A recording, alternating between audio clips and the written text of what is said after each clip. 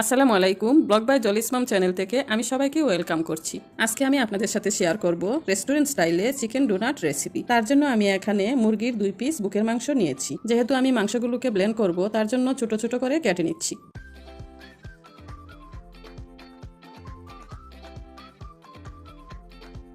এখন আমি একটি ব্লেন্ডার জারে ডোনাটের সবগুলো উপকরণ একে একে দিয়ে দিব।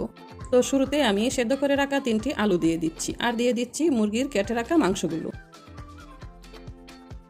পরে আমি দিয়ে দিচ্ছি 1 চা চামচ আদা বাটা, 1 চা চামচ রসুন বাটা আর 1 চা চামচ গোলমরিচের গুঁড়া। দিয়ে দিচ্ছি 1 টেবিল চামচ মরিচ গুঁড়া, স্বাদমতো লবণ, স্বাদ এবং জালটাকে ব্যালেন্স করার জন্য দিয়ে দিচ্ছি 1 চা চামচ চিনি, আর দিয়ে দিচ্ছি 4-5টা লাল মরিচ। ব্লেন্ড করার পর যেন একটু শুষ্ক থাকে, তার জন্য আমি দিয়ে দিচ্ছি 2 পিস ব্রেড। দিয়ে দিচ্ছি 2 টেবিল চামচ রান্নার তেল, 2 টেবিল চামচ টমেটোর সস, 1 টেবিল চামচ সয়া সস, আর সবার শেষে দিয়ে দিচ্ছি আমি ধনিয়া পাতা কুচি।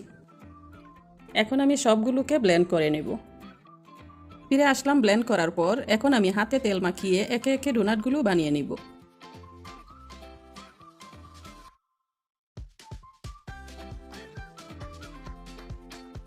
খামিরটাকে গোল শেপ দেওয়ার পরে কুকি কাটার নজেল অথবা বোতলের মুখা দিয়ে আপনারা ডোনাটের গোল শেপটা করে নিতে পারেন।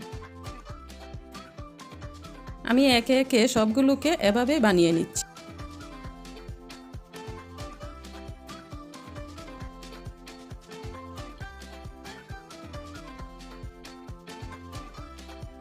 বানানোর পরে একটু শক্ত হওয়ার জন্য 15 থেকে 20 মিনিটের জন্য আমি ফ্রিজে রেখে দিব। ডোনাটটাকে ডুবানোর জন্য আমি এখানে 2টি ডিম ভেঙে নিলাম এবং ভালোভাবে চামচের সাহায্যে ম্যাশ করে নিব।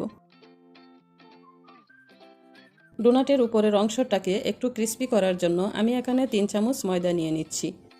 তাতে দিয়ে দিচ্ছি 2 চামচ কর্নফ্লাওয়ার আর স্বাদমতো লবণ আর 1 চা চামচ মরিচের গুঁড়া। এখন সবগুলোকে একসাথে ভালো করে মিশিয়ে নিব।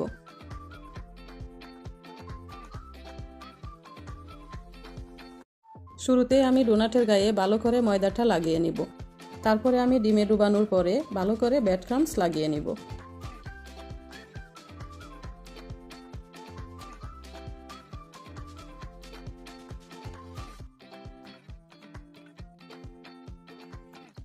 একইভাবে আমি সবগুলো ডোনাটের গায়ে ব্রেড ক্রাম্বস লাগিয়ে নিব।